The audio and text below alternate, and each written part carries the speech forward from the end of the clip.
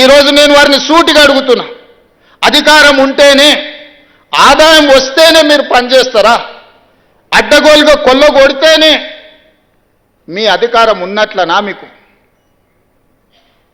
ప్రజలు కష్టాలలో ఒకవేళ ఉంటే ప్రజల దగ్గరికి ఎందుకు వెళ్తలేరు? మా దగ్గరికి రాలే, అసెంబ్లీకి రాలేదు, మమ్మల్ని ప్రశ్నించడానికి, మా కళ్ళల్లో చూడడానికి నీకు ఏదైనా భయం ఉంటే మరి నిన్ను ప్రతిపక్ష హోదా ఇచ్చిన ప్రజల దగ్గరికి మీరు ఎందుకు వెళ్తలేరని నేను వారిని అడుగుతున్నా.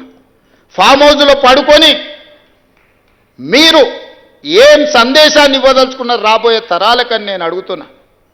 అధికారం ఉంటేనే చెలాయిస్తాం, లేకపోతే ఫామ్ హౌస్లోనే మేము ఉండిపోతాం, ప్రజలు ఎక్కడికి పోయినా సరే గాలికి వదిలేస్తామని సందేశాన్ని ఇవ్వదలుచుకున్నారా మీరు ప్రతిపక్ష నాయకుడుగా నేను అడుగుతున్నా మిమ్మల్ని.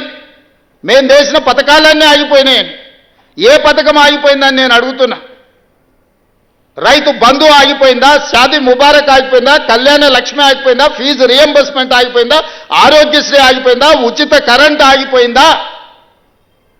ఈ రాష్ట్రంలో ప్రజా పాలన ఎక్కడైనా ఆగిందా అని నేను అడుగుతున్నా.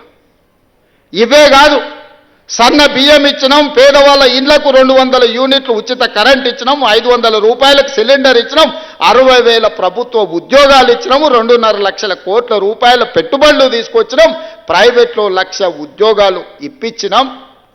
ఈరోజు హైదరాబాదు నగరాన్ని విస్తరించడానికి అవసరమైన అభివృద్ధి కార్యక్రమాలను చేపడుతున్నాం. మా ఆడబిడ్డలకు ఆర్టీసీ బస్సులో ఉచితంగా ప్రయాణం రాష్ట్రంలో నలుమూలల అమ్మగారింటికి వెళ్ళినా అమ్మవారిని దర్శించుకోవాలన్నా అనా పైసా ఖర్చు లేకుండా ఇయ్యాల మా ఆడబిడ్డలు ధైర్యంగా ఆర్టీసీ బస్సు ఎక్కగలుగుతుండ్రు అని అంటే 5,000 కోట్ల రూపాయలు రాష్ట్ర ప్రభుత్వం, మంత్రివర్యులు ఇక్కడనే ఉన్నారు, పొన్నం ప్రభాకర్ గారు, బట్టి విక్రమార్క గారు, ఆయన డబ్బులు ఇచ్చిండు, ఈయన డబ్బులు తీసుకున్నాడు. 5,000 కోట్ల రూపాయలు 15 నెలల కార్పొరేషన్ మేము చెల్లించినాం.